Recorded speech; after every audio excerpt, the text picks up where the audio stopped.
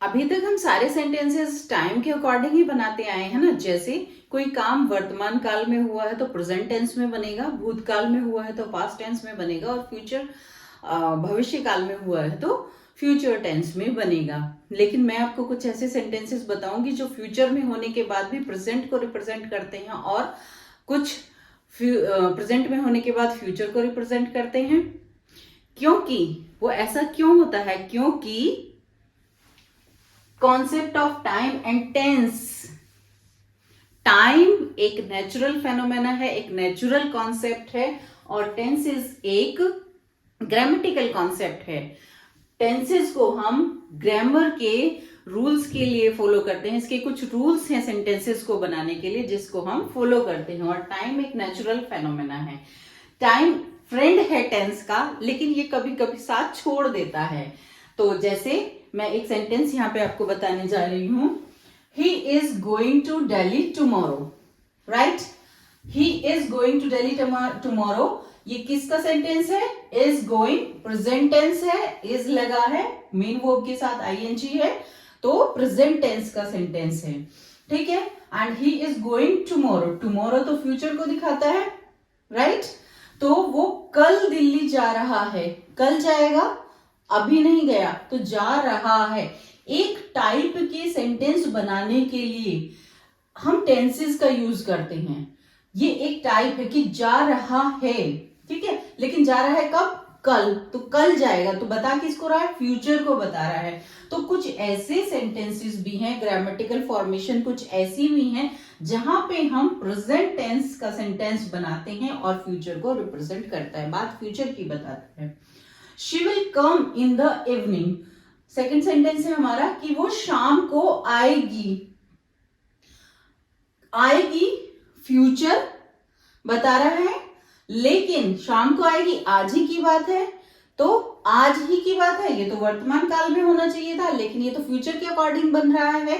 तो ये सेंटेंस भी हमारा क्या है? ये फ्यूचर में बन रहा है और प्रेजेंट को रिप्रेजेंट कर रहा है। तो इस तरह की बहुत सारे सेंटेंसेस है। एक और है, आई गो टू स्कूल, मैं स्कूल जाता हूं, मैं आज में जाता हूं, कल में जाता हूं, फ्यूचर में जाता हूं। कब रखेंगे इसको, सेंटेंस को हम कैसे बनाएंगे? मैं तो हमेशा जाता हूं स्कूल।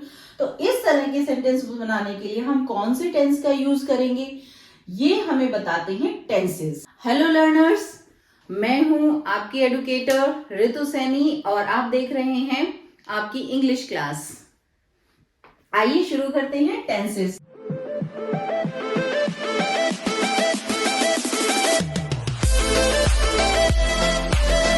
तो टेंसेस जैसे कि हमारे आपने सुना ही है, प्रेजेंट टेंस, पास्ट टेंस और फ्यूचर टेंस, तीन तरह के होते हैं। Past present tense, past tense and future tense, ठीक है। वर्तमान काल, भूतकाल, भविष्य काल, यानी कि हम टेंस को टाइम से रिलेट करके तो पढ़ेंगे, लेकिन एग्जैक्टली अगर हम टाइम के अकॉर्डिंग बनाने की कोशिश करेंगे तो नहीं बन पाएंगे, ठीक है। तो हमें टेंस को वर्ड टू वर्ड नहीं बनाना है, सॉरी, सेंटेंसेस को वर्ड टू वर्ड नहीं ट्रांसलेट करना है, हमें उसकी सेंस को समझना है, सेंटेंस की सेंस को समझना है, यानी कि हमें शब्दों पर नहीं जाना है, भावनाओं को समझना है, ठीक है। तो वर्ड टू वर्ड सेंटेंस को ट्रांसलेट नहीं करना है, उसकी सेंस को समझेंगे। यहाँ पे हमें सेंस को समझना है, हर सेंटेंस की, हर वाक्य की सेंस को समझ के हमें वहां पर ग्रामेटिकल रूल को फॉलो करना है जो हमारे टेंसेस है। अब हमें टेंसेस की जरूरत क्यों पड़ती है सीखने के लिए, स्पोकन के लिए, ठीक है। तो टेंस हमारा बेस है। जैसे कि हम मैथ्स को सीखने के लिए पहले टेबल सीखते हैं और कुछ इक्वेशन सीखते हैं और उन्हें हमेशा यूज करते हैं, जैसे हम 1 to 9 10 टेबल याद कर लेते हैं और वो हमें हमेशा हेल्प करती हैं मैथ्स में। उसी तरह हम भी टेंसेस के कुछ ग्रामर के कुछ रूल फॉलो करते हैं, याद करते हैं, जैसे कि टेंसेस हुए हमारे, तो ये टेंसेस हमारे इस तरह से हेल्प करते हैं आगे चल के, ठीक है, हर तरह के सेंटेंस फॉर्मेशन में, ठीक है। तो यहाँ पे हम डिस्कस कर रहे थे present tense, past tense and future tense. तो हम तीन कैटेगरी में कैटेगराइज करते हैं और इनको हमने फर्दर डिवाइड किया है सब कैटेगरी में। जैसे प्रेजेंट टेंस है, प्रेजेंट टेंस को हमने लिया है प्रेजेंट इंडेफिनिट, जिसको हम प्रेजेंट सिंपल भी बोलते हैं, ठीक है। फिर लिया हमने present continuous, present perfect continuous. इसी तरह past indefinite, past continuous, past perfect and past perfect continuous. Future का भी आप इसी तरह से कमेंट बॉक्स में मुझे लिख के बताएंगे, ठीक है। तो ये हमारे 3 कैटेगरी में डिवाइड हो गए, ठीक है। तो अब हमें इनके अकॉर्डिंग सेंटेंसेस बनाने हैं। अब क्वेश्चन आता है सेंटेंसेस कितने टाइप के होते हैं। मैंने एक वीडियो में अपनी बताया भी है कि सेंटेंसेस 5 टाइप्स के होते हैं, फर्दर वे 4 टाइप्स के कन्वर्ट हो जाते हैं, ठीक है। तो उसमें सेंटेंसेस हमारे ये 5 टाइप्स के होते हैं, positive, negative, interrogative, imperative, exclamatory. Positive और नेगेटिव मिला के हमारे डिक्लेरेटिव सेंटेंसेस कहलाते हैं। कैसे?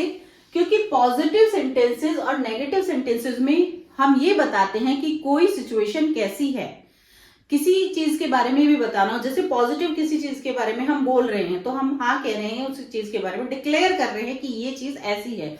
जैसे मैं वहां जाता हूं, आई गो देयर, या आई गो टू स्कूल डेली, तो मैं डिक्लेयर कर रहा हूं, ठीक है। ऐसे ही नेगेटिव सेंटेंसेस में I don't go regular to the school, ठीक है। तो ये नेगेटिव सेंटेंस में डिक्लेयर कर दिया। इन दोनों को मिलाकर हम डिक्लेरेटिव सेंटेंसेस कहते हैं।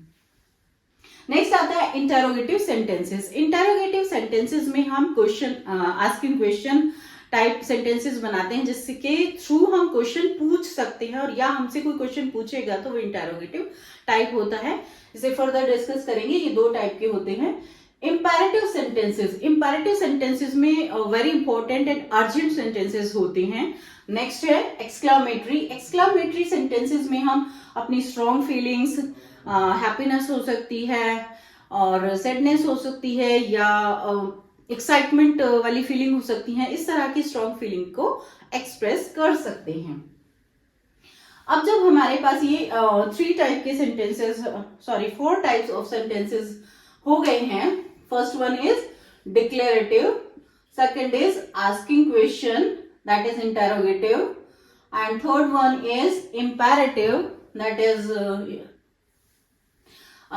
very important sentence and very important and very urgent situations में हम इन sentences का use करते हैं।